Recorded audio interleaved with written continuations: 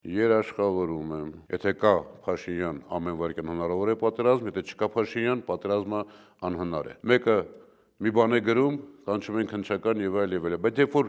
1000 հոգի նույն բանը անեն, 1000-ին չեն կալանավորելու, 1000-ին չեն ձերբակալելու, բնական կլինի եւ շատ տարօրինակ զարմանալի կլինի, եթե Միացյալ Նահանգների փոխնախագահը չհանդիպի ամենայն հայոց կաթողիկոսի հետ։ Ես խորապես համոզված եմ, սա իմ անձնական կարծիքն է, որ ընտրություններից առաջ, բավական առաջ, պիտի այդ փողոցային շարժումը ալիքը բարձրացվի, որովհետև այնքան են խնդիրները, խնդիրները եւ պիտի ընտրություններ գնալ այդ ալիքի վրա։ 2 տարում մեջքը ուղղելու, կանգնելու եւ իր իրավունքները պաշտպանելու եւ պետություն իբրև տարածաշրջանում գործոն մնալու։ Եթե ես մասնակցեմ ընտրություններին եւ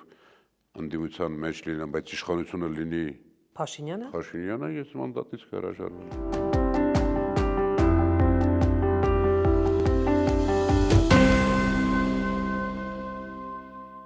Բարև ձեզ, այսօր իմ հյուրը Ազգային ժողովի պատգամավոր Աղվահան Վարդանյանն է։ Բարև ձեզ, պարոն Վարդանյան։ Հազար բարի։ Շնորհակալություն, որ արդեն երկրորդ անգամ ընդունել եք իմ հրավերը, բայց սա վերջին անգամը չէ, համոզված եմ։ Եվ առաջին հարցս. արդյոք Հայաստան դաշինքը այսօր ավելի պատրաստված է ընտրություններին, քան 2021 թվականին, ձեր գնահատականը։ Կդժվարանամ համատություն անել, բավական երկար ժամանակ է անցել, բայց նկատի ունենալով նախորդ ժամանակով մոտավորապես քարոզարշավի ժամանակացույցը, այսինքն մոտավորապես կարծում եմ ելակետային դիրքերում ենք, ուղղակի առաջիկա ամիսները շատ ավելի ինտենսիվ աշխատանքի շրջան է լինելու։ Այսինքն տարբերությունը նրանում է միայն, որ դուք ունեք մի քանի ամիս ինտենսիվ աշխատելու համար։ Եվ նաև թիմը շատ ավելի կայացած է, շատ, եթե հիշում եք 21 թվականին ի վերջո մի զգալի մասով թիմը նոր էին, բայց այդ թիմի մի զգալի մասը նաև իրեն դրսևորել է շատ ակտիվ այս ժամանակաշրջանում եւ ավելի, այսպես ասեմ, ինչպես են ֆուտբոլում, ինչպես են ասում, ավելի իրար հետ խաղացած ենք։ Եթե մենք խոսում ենք թիմի մասին, կուլուարային այսպես տեղեկություններ կան, որ Հայաստան դաշինքի որոշ պատգամավորներ գնալու են մեր ձևով կամ ուժեղ Հայաստան ուժի ցուցակով։ Կա նման բան։ Չէ, նման բան գոնե ինձ հայտնի չի։ Ես գրեթե այսպես ասեմ, երբեք մի ասա երբեք, բայց 99.99%-ով համոզված եմ, որ մեր թիմից, մեր հիմնական խաղացողներից այլտեղ գնացող չի լինի։ Իսկ Հայաստան դաշինքի պատգամավորներից բացի այդ ցուցակում նոր անուններ կլինեն։ Բնականաբար, այս ընթացքում ի վերջո մենք ունենք նաև այս փորձառության շրջանը, որտեղ բազմաթիվ այլ դեմքեր, նաև արդեն հանրային ճանաչումով դեմքեր մեր աջակիցներն են մեծ հետ աշխատել են։ Կարող եք մի քանիսի անունը տալ։ Ոչ, չեմ կարող, այս պահին քանի դեռ հստակ չի, հիմա եթե ես որևէ մեկի անունը տամ եւ այդպես չլինի ի վերջո ընդհանուր որոշումը,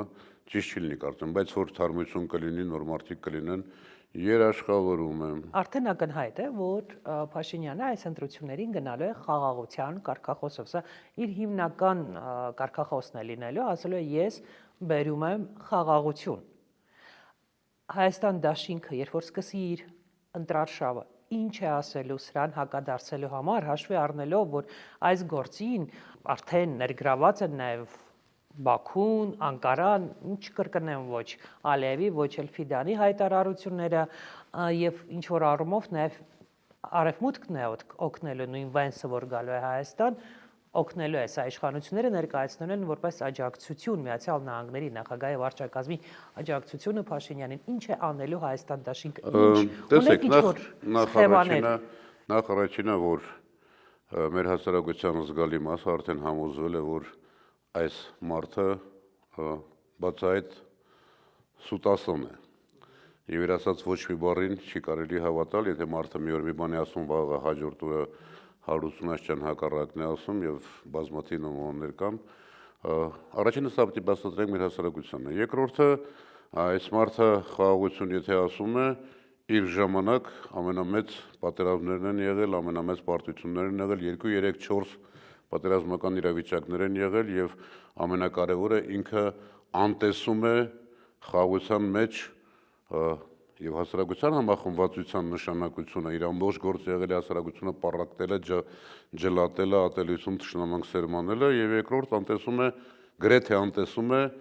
անվտանգության ամենաառաջին երաշխավորի բանակի դերը, գիտենք նաև թե ինչ է արել բանակի հետ։ Եվ երրորդ մենք ունենք այլ արգումենտ, ի վերջո հանգիստ կարող ենք ասել, որ Հայաստանի ամենախաղաղ ժամանակները եղել են հենց մեր երկրորդ նախագահի կառավարման տարիները, երբ որ բացառված էր որևէ համարձակություն, որևէ սադրանք Ադրբեջանի կողմից եւ եղել է իսկապես խաղաղ ժամանակաշրջան, ամենակիչ նաեւ բանակում զոհերի ժամանակաշրջանը, այնպես որ կայունություն, անվտանգություն, խաղաղություն կարող է իսկապես բերել մեր թիմը, որը նաև ունի արտաքին հարաբերությունները դիվերսիֆիկացնելու, կոմպլեմենտար քաղաքականություն վարելու եւ արևմուտքի եւ ինչպես է ջարդելու այս ֆորմուլան՝ կա Փաշինյան, չկա պատերազմ Ադրբեջանի հետ, չկա Փաշինյան, Ադրբեջանը հարձակվում է Հայաստանի վրա։ Կա Փաշինյան, ամեն վարքյան հնարավոր է պատերազմ եւ այդ պատերազմը, ինչպես Ռոբերտ Քոչարյանն ասաց, կախված է մեկ մարդու կմաճույքից, այն էլ այս իրավիճակում, երբ ուժն է դարձել հարցերը լուծելու միջոց աշխարհում եւ չկա միջազգային որևէ կարգոկանոն, որևէ բան չի աշխատում, եթե կա Փաշինյան, ամեն վարքյան հնարավոր է պատերազմ, եթե չկա Փաշինյան, պատերազմը անհնար է։ Ինչի է անհնար։ Եվ նաեւ հաջորդը ուժեղ բանակը խաղաղություն է, թույլ բանակը պատերազմ։ Փաշինյանը պարտվեց, ինչ եք անելու, դուք եկաք կոալիցիոն կառավարություն ստեղծեցիք, ինչ եք անելու, որ պատերազմ չլինի։ Առաջինը վերականգնելու ենք, փորձելու ենք առավելագույնս, թեև ավերմունք է գործվել այս դաշտում ներքին համերաշխություն եւ հանդուրժողականություն հասարակության տարբեր շերտերի մեջ հաստատել, փորձելու ենք բանակցությունների մեջ մտնել հնարավոր բոլոր ուժային կենտրոնների եւ մեր հարևանների հետ, այդ թվում եւ Ադրբեջանի եւ Թուրքիայի, եւ փորձելու ենք նաեւ պատրաստ լինել հնարավոր նախահարձակման, որպեսզի կարողանանք դիմագրավել։ Շատ պարզ է ամեն ինչ։ Փորձելու ենք ունենալ դաշնակիցներ, եթե հիշում եք, տեսեք, ինչ կատարվեց 44-րդ պատերազմի ժամանակ։ Մինչև այդ աշխարհի բոլոր ուժային կենտրոնները, նախագահները, համանախագահ երկրները հայտարարում էին ուժի կիրառումը բացառելու մասին եւ այլն, բայց երբ որ Ադրբեջանը տեսավ ինքը ունի Հայաստանում նախկին Ադրբեջանի Էլչիբեյի նման մեկը նախահարձակ եղավ եւ որևէ մեկը այս միջազգային ընդված պարտավորություններին տեր չկանգնեց։ Այսինքն ուժեղ բանակ, ուժեղ դիվանագիտություն, հենց եւ ներքին համերաշխություն։ Եվ ներքին համերաշխություն։ Տեսեք, ներքին համերաշխության մասին դուք ունեք այն, ինչ չունի անդիմադիր եւ ոչ մի ուրիշ ներկայացուցիչ։ Դուք ունեք 2018 թվականի ձեր հայտնի հայտարարությունը, որի մասին դուք չեք սիրում խոսել, որտեղ հոգնել եք դրա մասին խոսել, բայց այդուամենայնիվ դուք այն մեկն եք, եզակի մարդկանցից եք, որ ազգային ժողովի ամբիոնից գնացիք բոլորի դեմ, այդ թվում ձեր կուսակցության որոշման դեմ եւ հայտարարեցիք, որ ունեք մտավախություն, որ այս մարդը բերելու է աղետ եւ թվարկեցիք այդ աղետը, որ բերելու է կետերով թվարկեցիք, այսինքն ձեր այս փորձը օգտագործելով, գուցե այս ռոմանտիկ եմ, բայց ասենք ես օրինակ պատկերացնում եմ, դուք գնում եք գյուղ առ գյուղ, քաղաք առ քաղաք, հանդիպում եք բոլոր մարդկանց հետ, փողոցում ձեզ հանդիպած բոլոր մարդկանց հետ եւ բացատրում եք, որ մի անգամ արդեն կանխատեսել եք, որ աղետ է լինելու, եթե Փաշինյանը գա իշխանության։ Հիմա նորից ուզում եք զգուշացնել, որտեղ զգում եք, որ ինչ ավարտ է ունենալու նրա վերընտրվելը։ Այս ամբողջ ընթացքում այս տարիներին եւս մենք մեր թիմը, մեր խմբակցությունը այդ աշխատանքը արել է։ Ես մենք քիչ առաջ խոսում էինք առաջիկա անելիքների մասին, բնականաբար դա միայն իմ անելիքը չի, եւ ես առնվազն ծրագրում եմ, եւ դա թիմի ծրագիր է կդառնա, վստահ եմ, որ մենք դեր ասածը անելու ենք։ Պատտվելու ենք հանրապետությունով մեկ, գյուղ առ գյուղ անցնելու ենք, առավելագույնս հնարավոր անցնելու ենք, մարդկանց հետ խոսելու ենք, մտնելու ենք տները, մարդկանց հետ զրուցելու ենք եւ փորձելու ենք ում աչքերը, որ դեռ հնարավոր է բացել եւ մարդկանց ցույց տալ իրականությունը, ինչ է այսօր իրական Հայաստանը իրենց ասած եւ ինչ է եղել եւ ինչ է լինելու մեր պատկերացրած Հայաստանը, որտեղ իսկապես կլինի համերաշխություն, որտեղ չի լինի ազգային պետական արժեքների դեմ այսպիսի խայտառակ հարցակումներ, որտեղ յուրաքանչյուր մարդ կունենա հեռանկար եւ իր սերունդների համար կունենա հեռանկար, ապահով անվտանգ եւ նաեւ աշխատանքի առումով բարեկեցիկ երկիր ունենալու։ Սա մենք անելու ենք։ Հասարակության ես վստահ եմ բացարձակ մեծամասնությունը այսօր արդեն տեսել է, թե այդ իմ նախազգուշացումը ինչպես իրականություն դարձավ եւ մարդիկ կորոշն են։ Այդտեղ շատ կարեւոր է, որ մարդիկ նաեւ յուրաքանչյուր անձ, յուրաքանչյուր ընտանիք իր վրա պատասխանատվություն վերցնի եւ մասնակցի ընտրություններին։ Չասի իմ ձայնից ոչինչ կախված չի, չասի ես ոչինչ չեմ կարող փոխել։ Ամեն մեկը կարող է բան փոխել եւ առաջին ամենակարևոր գործոնը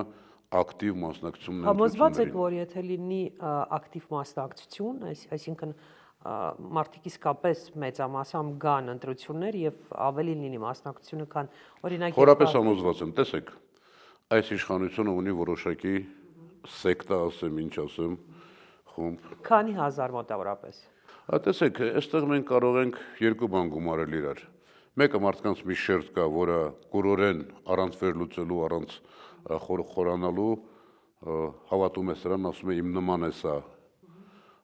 Մարդկանց մի շերտ կա, որը ես համոզված եմ Հայաստանում շատ մեծ տոկոս չի կազմում, բայց սոցիալական ցանցերում, բաներում նրանց ակտիվությունը տպավորություն է ստեղծում, թե շատ է։ Երկրորդը վարչական ռեսուրսն է, ուժային կառույցները, ճնշումները մարդկանց վրա, վախի մթնոլորտը։ Երկրորդ կարևոր հանգամանքը մարդիկ պիտի համոզված լինեն, որ սրանց ժամանակը լրացել է, սրանք վերջացած են, սրանք ապագա չունեն եւ պիտի դուրս գան նաեւ այդ կաշկանդումից, այդ վախի մթնոլորտից եւ համարձակորեն իրենց տեսակետները հայտնեն։ Տեսեք, չէ՞ ինչ է կատարվում։ Մեկը մի բան է գրում, կանչում են քննչական եւ այլ եւ այլ, բայց երբ որ 1000 հոգի նույն բանը անեն, 1000-ին չեն կալանավորելու, 1000-ին չեն ձերբակալելու, վախի մթնոլորտը հանել, փորձել մարդկանց բացատրել իրենց պատասխանատվությունը, իրենց իսկ առաջ, իրենց ընտանիքների, իրենց սերունդների առաջ, եւ եթե մասնակցությունը շատ մեծ եղավ, խորապես համոզված եմ, որ իրենք տարբերակ չունեն։ Այսինքն դուք կարծում եք սոցիոլոգիական վերջին հարցումներն ի վերջո ինչ են ցույց տալիս։ Այս մարդը ունի մոտավորապես 15-ից 20%-ի բնական վարկանիշ է, ցանկացած իշխանություն դա ունենում է, բայց եթե մենք համեմատում ենք 18-19 թվականների հետ, նույնիսկ 21 թվականի հետ, սարսափելի անկումը, այսինքն դա նշանակում է, որ հասարակությունը արթնացել է, գիտակցում է աղետները եւ այս մարդու տեսակը նկարագիր է, իր թիմի իր ակտիվ մարդկանց նկարագիր է, այնպես որ մեծ մասնակցությունը երաշխիք է։ Տեսեք, պարոն Վարդանյան, 2021 թվականին ընտրություններին մասնակցել է 26 կուսակցություն եւ ազգային ժողով է անցել միայն 3-ը։ Մնացածը փաստորեն փոշիացրել են իրենց ձայները։ Ըստ ձեզ, այսօր ամենաօպտիմալը որ քանակն է դաշինքների, որ պետք է ընդդիմությունը մասնակցի։ Նախ օբյեկտիվ ասենք, 21 թվականին ի վերջո ԿՊ-ն կբացատրենք, թե ինչու է հաղթել է ընտրություններում, բայց ԿՊ-ն, թեև վերջերս նոր տերմին եմ հորինել, ԿՊՆՓ, ՆՓԿՊ, իրենք սահմանադրական մեծամասնություն ստացել են փոշիացող ձայների շնորհիվ եւ ցանկացած որոշում կարող են սահմանադրական փոփոխություններ կարող են անել, օբյեկտիվ լինենք, բայց 21 թվականը խոսել ենք բազմիցս, առաջին նույնիսկ ամենից հետո եմ ես ասել, որ մեր հասարակությունը, մեր ժողովուրդը պատերազմի ջախջախիչ պարտությունից հետո շոկի մեջ էր եւ այդ վախը նորից պատերազմի եւ այլը շատ մեծ էր եւ մարդիկ չգիտեին, այսինքն մարդկանց շարունակաբար 44 օր ասել էին հաղթում ենք, բոլոր տեղերում գրված էր մեծ պաստառներով հաղթել ենք եւ հանկարծ նման ջախջախիչ պարտություն։ Այդ շոկը շարունակվեց Արցախի հայաթափումից հետո, ի վերջո այս մարդը ինչ արեց, չէ՞։ Տեսեք, նույն բաների մասին ենք խոսում ախր։ Ի վերջո ինչ կար։ Կար որոշակի ոչ լավ, բայց կար նոյեմբերի 9-ի փաստաթուղթ։ Կար Լաչինի միջանցք եւ խոսակցություններ գնում նաեւ Ադրբեջանի արևմտյան արևելյան մասերը միացնելու մասին։ Սա նաեւ գնաց այնպիսի քայլերի, որ Լաչինի միջանց չկա, Արցախը հայաթափված է, ոչ մի մարդ չկա Արցախում, Արցախում կատարում է սարսափելի վանդալիզմ հայկական ժառանգության հանդեպ, Ալիևը խոսում է արևմտյան Ադրբեջանի մասին, 300,000 մարդ Հայաստան բերելու մասին, որը ամենասարսափելին է եւ կարծում եմ մեր հասարակությունը հասկանում է, թե սա ինչ է նշանակում, բայց կա խոսակցություն թրիփի մասին։ Կարևորը որ ռուսները չկան թրիփում։ Պարոն Վարդանյան։ Այո, ռուսները չկան, թեև այսօրվա հարաբերությունները աշխարհի ուժային կենտրոնների, Միացյալ Նահանգների եւ Ռուսաստանի միջև այնպես միանշանակ չեն եւ շատ ավելի գործակցության կարծես թե նկատի ունենալով նաեւ Միացյալ Նահանգների նախագահի շատ գործնական, շատ Այսինքն բիզնես այսօր շահեր։ արևմուտքի մասին խոսել է երբ կա Դոնալդ Թրամփը, ամենակիչը միամտություն է։ Այսպես ասենք, էլի, հիմա եւս նայենք Եվրոպային։ Եվրոպան ինքը այսօր շատ ծանր դժվար վիճակում է եւ իրենց պետք է մի նպատակ, որ դեռ շարունակում են որոշ տատանումներով, միայն հակառուսականություն եւ այլը եւ այլը։ Առաջիկայում մոտ ժամանակներս ուղղակի թռուցիկ ակնարկեմ Հայաստան է գալու Միացյալ Նահանգների փոխնախագահը, որը հայտնի է իր եւ քրիստոնեական արժեքների դավանմամբ եւ կեղծ ժողովրդավարությունների դեմ իր խոսքով եվրոպական նույն Ռումինիայի եւ այլնի վերաբերյալ եւ ես օրինակ ակնկալում եմ եւ կարծում եմ շատ բնական կլինի եւ շատ տարօրինակ զարմանալի կլինի, եթե Միացյալ Նահանգների այս բնութագիր, նկարագիր, սկզբունքներ ունեցող փոխնախագահը չհանդիպի օրինակ ամենայն հայոց կաթողիկոսի հետ եւ կարծում եմ ես հորդորում եմ որ դժվար է սովորաբար իրենք են հորդորում, բայց Միացյալ Նահանգների Հայաստանի դեսպանատանը հորդորում եմ նաև այդ ուղղությամբ մտածել։ Եվ բնական կլինի, որ մենք նաև կարողանանք աշխարհին ցույց տալ ժողովրդավարության եւ ավտորիտարիզմի, տոտալիզմի տարբերությունը, աշխատել մարդկանց հետ եւ եվրոպացիների հետ եւ Միացյալ Նահանգների։ Պարոն Վարդանյան, տեսեք, ես մեր ձևով շարժման ներկայուս չինեմ այս մասին ասել, նաև ձեզ ասեմ, տեսեք, եթե Վենսը գալիս է Հայաստան, սա Միացյալ Նահանգների նման պաշտոնյայի փոխնախագահն է վերջապես, առաջին այցն է Հայաստան իր նորագույն պատմության մեջ եւ նաև մենք գիտենք Վենսն ու քրիստոնեություն, ինչպես է նա քրիստոնեությանը վերաբերում, արդյոք ժամանակը չէ, որ ընդդիմությունը միանա եւ կոնկրետ մեկ հարցի շուրջ մեծ հուժկու հանրահավաքանի Վենսին ցույց տալու համար ինչ է կատարվում Հայաստանում եւ ամենակարևորը պահանջի Վենսից, որ մեր գերիները ազատ արձակվեն Բաքվում։ Տեսեք, դուք վարկեցիք մի շարք հարցեր, բնականաբար առաջնահերթությունը նաեւ եւ մեր գերիներն են մեր Արցախի ռազմական ղեկավարության Ադրբեջանում գտնվելն է եւ Հայաստանում քաղաքապետարների արկայությունն է եւ եկեղեցու հանդեպ այս հալածանքներն են։ Հիմա տեսեք օրինակ այսօր Միացյալ Նահանգներում ընթանում է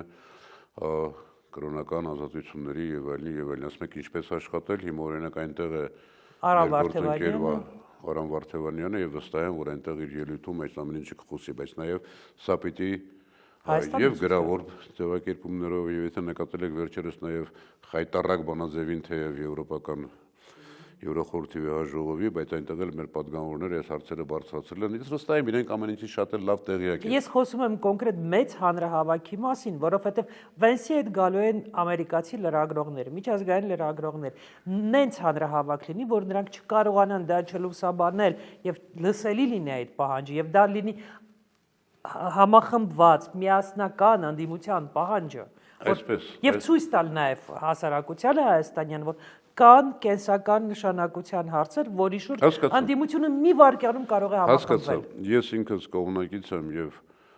միշտ աջակցելու եմ այս շրջանում նաև Պողոսյանցի մեծ հանրահավաքների այս բոլոր հարցերը բարձրացնելու առումով, ուղղակի պետք է ճիշտ կողմնորոշվել այսօրվա քաղաքական դաշտի թայմինգի առումով։ Արդյոք սա հենց պետք է անել Վենսի այցելությունից առաջ, թե այլ։ Ինչու ոչ հասկանում եմ։ Շատ լավ կլինի,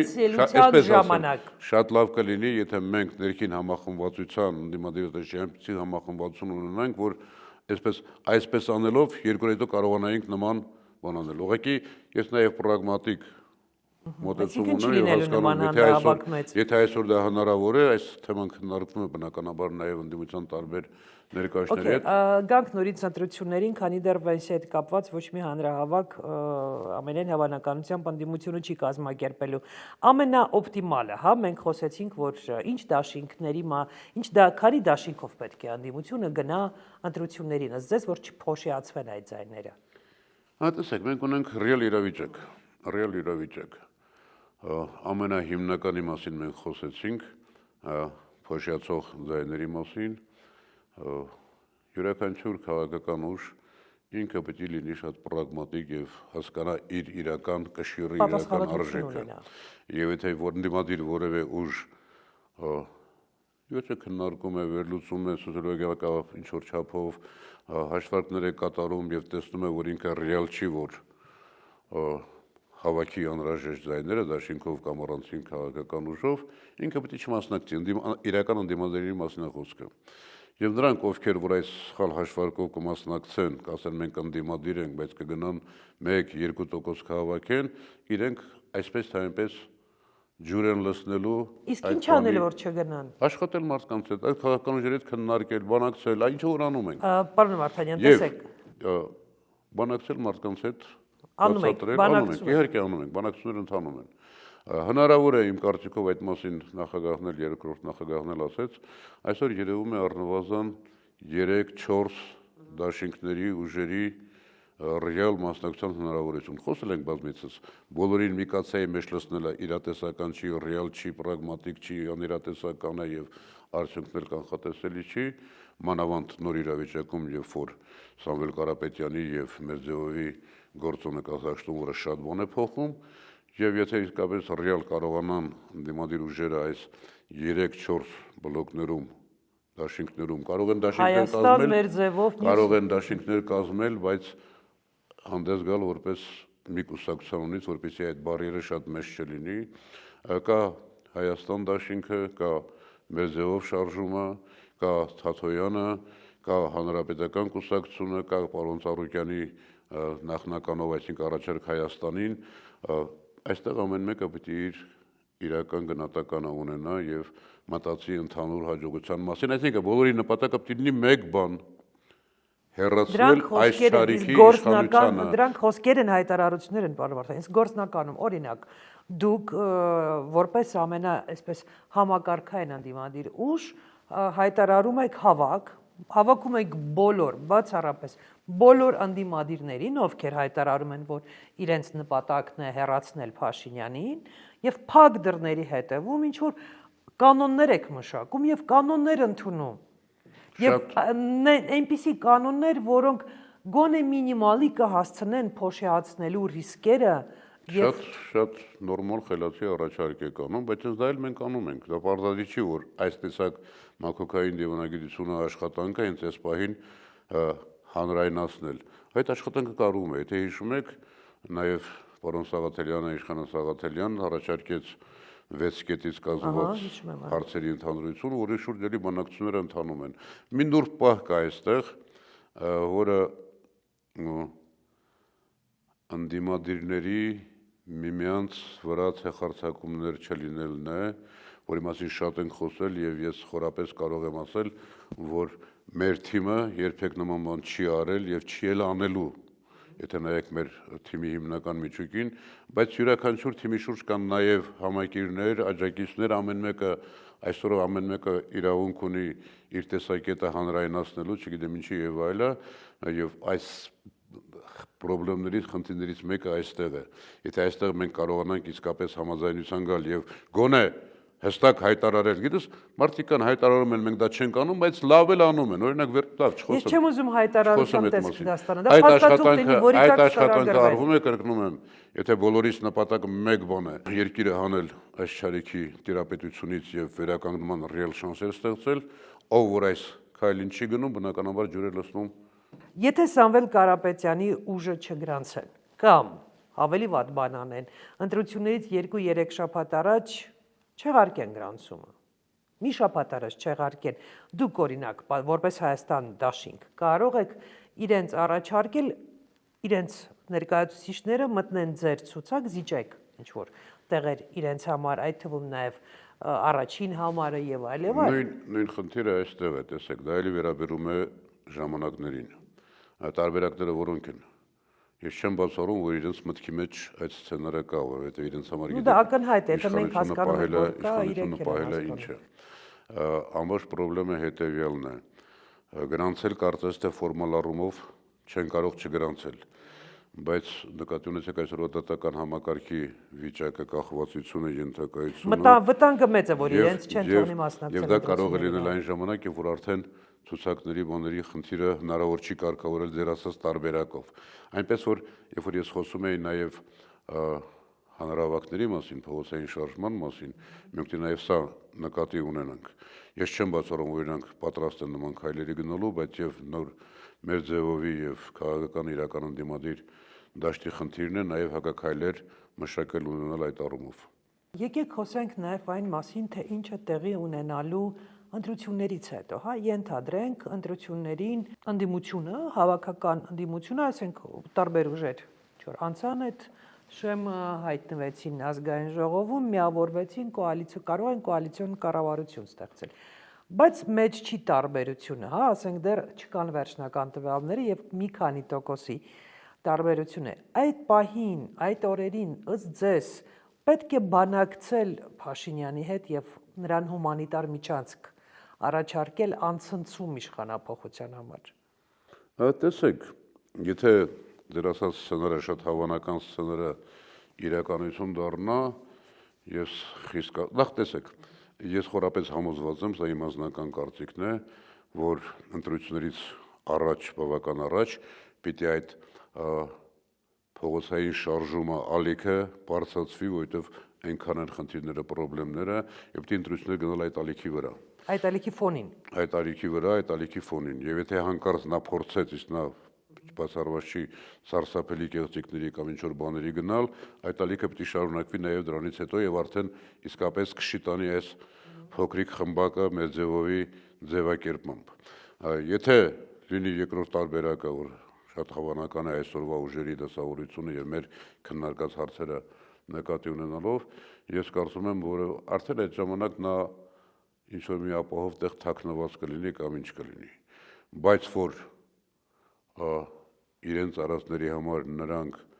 օրենքի առաջ այլևս իրապես անկախ դատարանի առաջ պատասխան տան, դա չի կարող այլ տարբերակ ունենալ։ Հումանիտար միջանցք համաձայն եմ,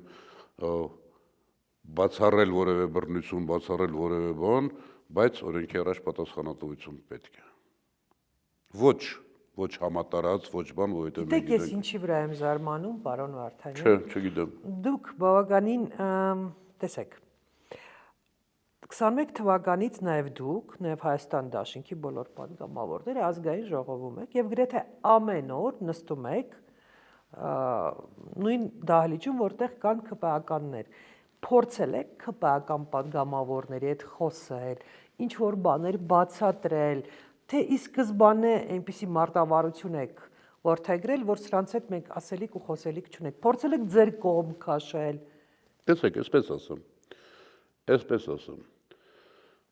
Երբ որ ազգային ժողովը նոր սկսվեց, ի վերջո մարդիկ են, պատգամավորները մի մասը լրիվ նոր, եւ որոշակի շփում, որոշակի հարաբերություններ կային, մարդիկ մոտենում էին, խոսում էին շատ ավելի այլ մթնոլորտ էր առաջի, թերևս 1 ամիս է, չեմ հիշում իմ արդեն։ Բայց եթե հիշում եք, եղավ ծեծ ու ջարդ ազգային ժողովում, կռիվ, ալմաղալ եւ այլ, եւ դրանից հետո շատ ավելի զգուշանում են իրենք եւ այսօր այդ նախկին, այսինքն քիչ թե շատ մարդկային օրինակ եղել են պատգամավորներ ԿՊ-ից, որ եկել են իմ սենյակ, ինչ որ բաներ են խոսել, ինչ որ բաներ են ասել, եղել են մարդիկ, որոնք մեծ դժգոհություններ են հայտնել, բայց քանի գնաց նրանց այս, ինչ ասեմ, միահեծան տիրապետությունը այդ բանի Ինչով է իրենց պահում, վախով։ Ենթադրում եմ, որ երկու բան կա, մեկ, որ իրենք հիմա իրենց հարմար են զգում ամեն առումներով եւ տնտեսական եւ նյութական շարժվածությամբ եւ նաեւ կոմպրոմատներ եւ նաեւ կախվածություններ եւ այլ եւ գիտեն, որ ինչպես է պատժում իրենցից որևէ մեկին եւ զգուշավորությունը կա։ Այդ նախկին հարաբերությունները չկան եւ իրենք են խուսափում, իրենք են վախենում, օրինակ ես կարող եմ ասել, որ պատգամավոր կա, պատգամավորներ են եղել, որ եկել են ինչ որ մի բան են հուշել կամ ինձ հետ շատ նորմալ հարաբերություն են ունեցել, բայց հետո այդ նույն պատգամավորները դուրս են եկել ամբիոն եւ սկսել են իմ դեմ խոսել, այսինքն մարդկանց երեսպաշտությունը, մարդկանց վախը, մարդկանց հարմարվելու, գիտեք, ամենա ցանկացած մարդու համար, ցանկացած լրագրողի համար, ցանկացած օպերատորի համար, եթե մարդը կորցնում է իր ինքնուրույնությունը, իր անհատականությունը, իր արժանապատվությունը եւ դառնում է գործիք, դա է ողբերգություն է, չէ՞, այդ մարդու համար իր շրջապատի ընտանիքի համար, բայց իրենք ցանկացած իշխանության, իրենց թվում է թե իրենք հավերժ են, ոչ հավերժ չեն, ես ասացի, իրենք վերջացած են։ Պարոն Վարդանյան, դուք ասում եք, որ իրենք վերջացած են, այդուամենայնիվ, եթե Աստված չտա, Փաշինյանն եւ իր ուժը կրկին վերընտրվեն, ինչ է լինելու Հայաստանում։ Կարող եք կարճ մի քանի կետով թվարկել։ Նախ թող Աստված իսկապես չտա, բայց Աստծուն թողնենք իր բարության վրա եւ մենք մտածենք, մենք ինչ պիտի անենք, որ դա չլինի։ Ես համոզված եմ, որ չի լինելու արդեն իսկ եւ դա մեր հասարակությանը պիտի բացատրենք։ Եթե ես իմ մասին կարող եմ ասել, տեսեք, ես մի այլ հարցադրություն հայտարարել եմ, շատ կուզեի, որ նրանք ովքեր որ այսպես ասած լավ չմանրամասնեմ շատ այլ մարդիկ էլ դա հայտարարեին։ Ես նկատի ունեմ այլ ուժերի ներկայացուցիչների։ Ես հայտարարել եմ հետևյալը։ Ես ինքս անձամբ դեռ որոշում չունեմ մասնակցելու եմ ընտրություններին, թե չեմ մասնակցելու իբրև թեկնածու։ Որովհետև գիտեք, ի վերջո փորձառությունը կա, բայց նաև երիտասարդներ կան։ Ես գիտեք դուք ինչ եք ասելու, չեմ ուզում որ ասեք, որովհետև դա բլից հարցի պատասխանն է։ Ես ուզում եմ ոչ թե ձեր մասին, այլ ես ուզում եմ, ես պատկերացնում եմ ինչ եք ուզում ասել։ Հստակ եք բլից հարցի։ Ճիշտ եմ, ես ուզում եմ ինչ է լինելու Հայաստանում, ինչ է անելու Փաշինյանը Հայաստանում։ Խորապես համոզված եմ, որ Հայաստանից սկսելու է շատ մեծ արտագաղթ։ Այլևս երիտասարդները իրենց ապագան այս երկրում չեն տեսնելու։ Երկրորդ շարունակվելու է այս տոտալիտարիզմը, այս շնշումները, այս երրորդ շարունակվելու է այն քաղաքականությունը, այն ստոր ոչ հայկական քաղաքականությունը, որ վարում են այսօր։ Առարկայական օրինակներ բերեք։ Ինչ է լինելու խոնարհվել մեր հարևանների առաջ։ Ինչ ձևով է դա արտացոլվել։ Զիջումներով, ինչի համար։ Արարատ լեռը չկա, ցեղասպանության ճանաչումը չկա, Ադրբեջանը ինչ պահանջեց ունենալու է, Ադրբեջանը դուրս չի գալու մեր տարածքներից, Ադրբեջանը շարունակելու է իր արևմտյան թեզը եւ Հայաստանը լցվելու է նաեւ ադրբեջանցիներով, փոխվելու է Հայաստանի դեմոգրաֆիկ ժողովրդագրական պատկերը եւ Հայաստանը դառնալու է կցորդ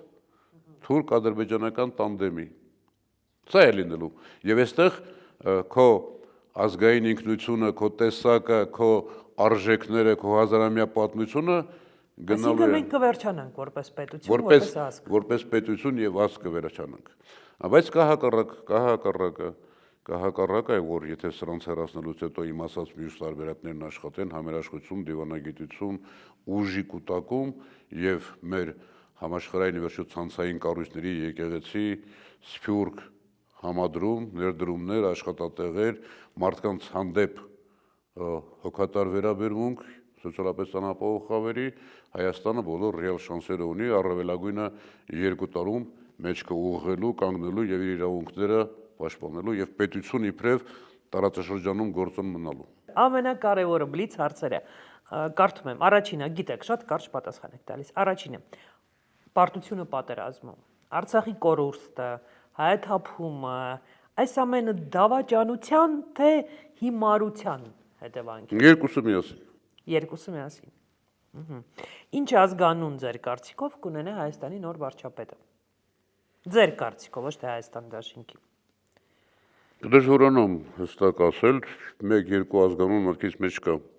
Կարող եք այդ 1-2 ազգանուն հնչեցնել։ Հիմա չեմ ասել։ Որպես իմ մտածած երկուսից որն էլ որ լինի, շատ լավ կլինի։ Շատ լավ։ Ու կարևոր չէ որ է կլինի ըստ մեծ հաշվով։ ԿՊ-ն, եթե կորցնի իշխանությունը, կլինի ակտիվ ընդդիմություն, թե ինքնալուծարվի ըստ ձեզ։ Նախ ԿՊ չի, ԿՊՆՓ-ա կամ ՆՓԿՊ-ա, եթե եղավ ընդդիմություն, մի փոքր խմբակ կփորձի ընդդիմություն խաղալ ձևավորել, բայց այն լկտիությունը, ցինիկությունը, այն հաբրգացությունը բնականաբար չի ունենա։ Գալիս եմ այն հարցին, որին դուք ուզում եք պատասխանել, իմ հարցը դեռ չլսած, ուրիշ հարցի շուրջ խոսելիս։ Հայաստան դաշինքը կվերցնի մանդատները եւ նորից կլինի ընդդիմություն ազգային ժողով եւ դուք անձամբ կվերցնեք մանդատներ, եթե Փաշինյանը մանդատը կվերցնեք, եթե Փաշինյանը վերընտրվի։ Իմ ասածը կոչեր ուղղում էր այլ քաղաքական ուժերի, որ նույն բանը կրկնեն, դեռ ոչ մեկը չի կրկնել, ես կարող եմ միայն իմ մասին խոսել։ Բնականաբար չեմ կարող այսօր խոսել դաշինքի մասին, ենթադրում եմ, որ դաշինքը չի կարող գոյություն չունենալ։ Գրեթե բացառում եմ սրանց հաղթանակը, դրա համար այդ մասին չխոսենք, բայց ես ասեցի արդեն։ Երիտասարդներ կան, շատ լավ բազմակողմանի զարգացած մարդիկ կան։ Դուք չեք վերցնի ձեր մանդատը։ Եթե ես մասնակցեմ ընտրություններին եւ ընդդիմության մեջ լինեմ, բայց իշխանությունը լինի Փաշինյանը։ Փաշինյանը, ես մանդատից կհրաժարվեմ։ Մոսկվան աջակցում է Փաշինյանին ըստ ձեզ, անկեղծ։ Մոսկվան ունի իր շահերը։ Մոսկվան ունի իր տարածաշրջանային քաղաքականությունը, Մոսկվան գոնե իմ տպավորությամբ երբեք թույլ չի տվել Եվրոպայի նման աջակցել ինչ-որ մեկին, ինչ-որ նպատակներով, բաներով, փորձում են շատ ավելի այլ մեթոդներով աշխատել։ Աջակցում է Փաշինյանին չեմ կարծում։ Կաջակցի որևէ մեկին չեմ կարծում բացահայտ, որովհետև ինքը կրկնում եմ իր աշխարհաքաղաքական շահերը ունի, բայց այստեղ էլ շատ կարևոր ես մանկուց չէ պատրագությունից ասել եմ, ինձ համար կարևոր չի Միացյալ Նահանգներն ինչ է մտածում, Եվրոպան ինչ է մտածում, Ռուսաստանն ինչ է մտածում, ինչ ենք մտածում մենք, ինչ ենք անում մենք։ Այս երկիրը մերն է, այս երկիրը հազարամյակներով մեր քաղաքակրթությանն է եւ մենք պիտի մեր խնդիրները լուծենք։ Կլուծենք մենք, կունենանք դաշնակիցներ։